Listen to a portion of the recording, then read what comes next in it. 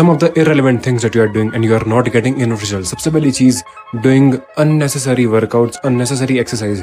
जहाँ तुम कुछ भी वर्कआउट सीख कर आते हो, इन्फ्लुएंस होकर आते हो, या फिर किसी इन्फ्लुएंसर को देख कर आते हो, जहाँ तुम्हें लगता है कि ये वर्कआउट हेल्प करेगी, क्योंकि जिस इन्फ्लुएंसर को तुम देख रहे हो उसकी फिजिक अच्छी है तो तुम्हारी भी वैसी हो जाएगी. बट बहुत लोगों को ये नहीं पता होता कि उन्होंने बेसिस को फॉलो करा है, उसके ऊपर वो स्टिक थे काफी सालों से, एंड वो तुम्हें अब बता रहे हैं जब उन्होंने एक अच्छी फिजिक अचीव कर ली कि तुम ये वाला वर्कआउट रूटीन करना स्टार्ट कर सकते हो जहाँ तुम्हें अच्छे रिजल्ट्स मिलेंगे. बट जो चीज उसने इंप्लीमेंट करी थी वो चीज उसकी फिजिक के ऊपर इंप्रूवमेंट ला कर दी है. बट तुम्हारे लिए सब चीज अलग तरह से काम करेगी. हर इंसान के लिए एक चीज काम नहीं करती है.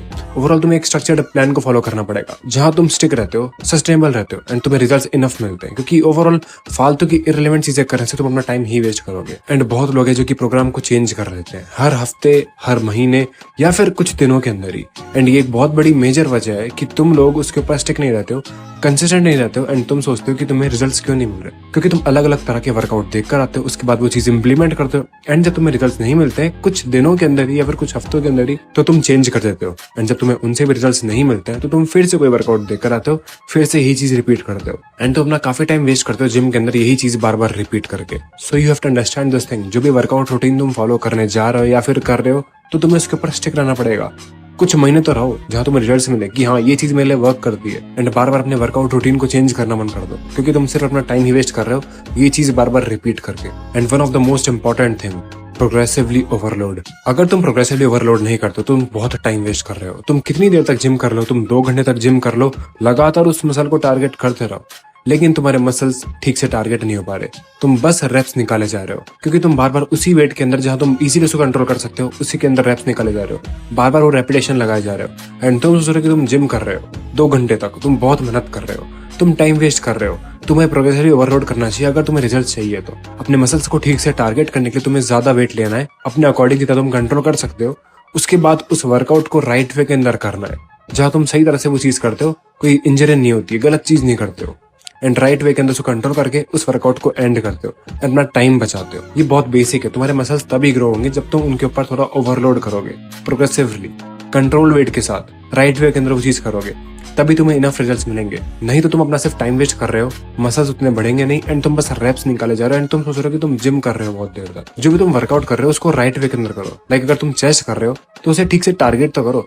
बार बार तुम घंटों तक 3-3, 4-4, 5-5 सेट्स लगाए जा रहे हो, एंड अपना टाइम वेस्ट करे जा रहे हो. मैंने बहुत लोग देखे हैं जिम के अंदर जो कि अलग अलग तरह का वर्कआउट लगाते हैं, कम से कम 1.5 से 2 घंटे वो जिम के अंदर रहते ही है, एंड उसके अंदर वो हर एक चीज ट्राई कर लेंगे, फिर भी उनकी फिजिक उतनी नहीं होती है जितनी होनी चाहिए थी.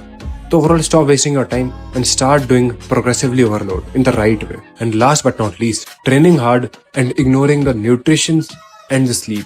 जो मेन चीज है तुम उसको तो इग्नोर कर रहे हो, जो बेसिक है उसको तुम इग्नोर कर रहे हो, एंड तुम सोच रहे हो कि तुम बहुत भयंकर जब खतरनाक वाला ट्रेन करोगे तभी तुम्हारे मसल्स दिखेंगे.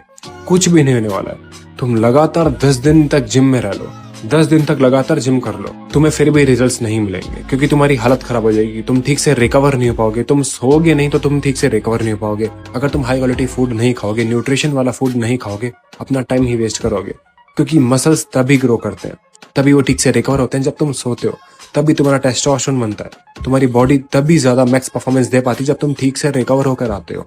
ठीक से तुम फोकस तभी कर पाते हो जब तुम सोते हो. तुम्हारे मसल्स को ठीक से ग्रो होने के लिए न्यूट्रिशन वाला फूड चाहिए, प्रोटीन चाहिए. अगर तुम वो चीज ही नहीं करोगे तो तुम सारा टाइम ही वेस्ट कर रहे हो.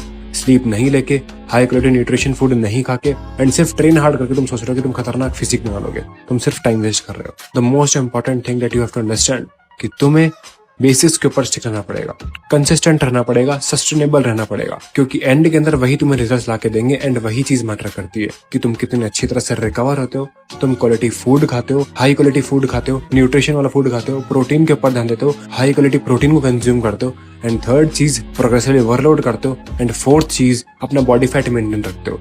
एंड तुम्हें इन चीजों के पास स्टिक रहना पड़ेगा. बार बार वर्कआउट रूटीन चेंज करने से तुम सिर्फ अपना टाइम ही वेस्ट कर रहे हो, क्योंकि तुम कुछ भी करो, लेकिन अगर तुम बेसिस के ऊपर स्टिक नहीं रहोगे, सही तरह से वो चीज नहीं करोगे, तुम बहुत टाइम वेस्ट करोगे. जैसा कि इस वीडियो का टाइटल है, तुम 80% टाइम जिम के अंदर वेस्ट कर रहे हो. तुम्हें वो 80% अपने बेसिक लाइफस्टाइल के ऊपर लगाना चाहिए, जहां तुम एक्चुअली के अंदर बॉडी फैट मेंटेन रखते हो, स्लीप ठीक लेते हो, रिकवर ठीक से होते हो, माइक्रोन्यूट्रिएंट्स के ऊपर ध्यान रखते हो, हाई क्वालिटी फूड का ध्यान रखते हो, प्रोटीन का ध्यान रखते हो, एंड प्रोग्रेसिवली ओवरलोड करते हो, क्योंकि यही चीज मैटर करती है.